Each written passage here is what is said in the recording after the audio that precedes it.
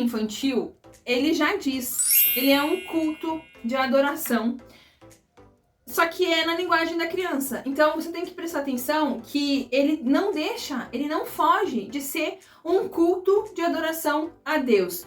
Tudo que você fizer dentro do ministério infantil, dentro da sua igreja, ele precisa ser focado em glorificar a Deus, já que ele é um culto infantil. Qual que é a diferença principal aqui? A diferença é que você vai tirar as crianças lá de dentro da igreja, que o pastor está ministrando a palavra de Deus na linguagem adulta, e você vai trazer a criança para sua sala, aonde você vai ministrar a palavra de Deus na linguagem da criança.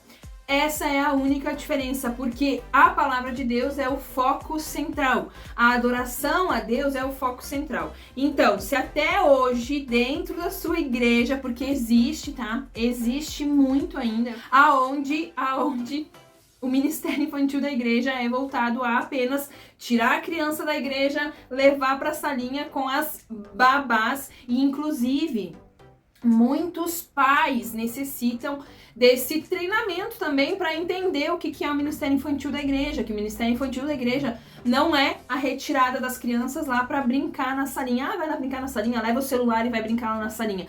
Não, o ministério infantil é isso que eu acabei de falar para você. Você vai fazer um culto de adoração com as crianças na linguagem delas. Criança ora, criança adora, criança tem acesso à Bíblia, criança precisa conhecer a Deus também. Então, esses 4 pontos você precisa guardar a partir de hoje. Porém, para a criança fazer essas 4 coisas, você precisa orar, você precisa adorar, você precisa ter domínio da palavra de Deus e você precisa conhecer a Deus. Como você vai ensinar para a criança essas 4 coisas se você não tem essas 4 coisas? É a mesma coisa que eu não saber dirigir e me propor a ensinar alguém a dirigir. Não vai dar certo porque eu não sei dirigir. É a mesmíssima coisa. Para você ensinar uma criança a orar, você tem que ter uma vida de oração. E agora eu quero que você pare e você analise qual é a sua vida de oração. Você tem uma vida de oração?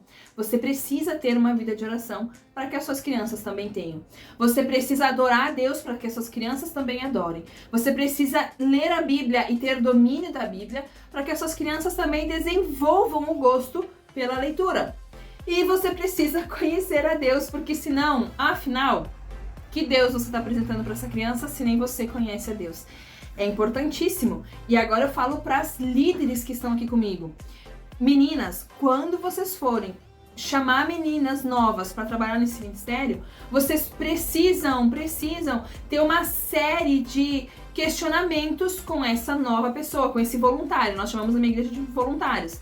Então, você precisa fazer uma entrevista com essa menina nova para saber realmente qual é a vida dela de oração, se ela conhece a Bíblia, porque senão você vai correr o risco de colocar alguém ali dentro do ministério infantil e por mais que você seja uma líder de oração, uma líder que busca Deus, você acabou de colocar uma pessoa aí dentro que vai desalinhar o ministério que você está construindo ali com as crianças.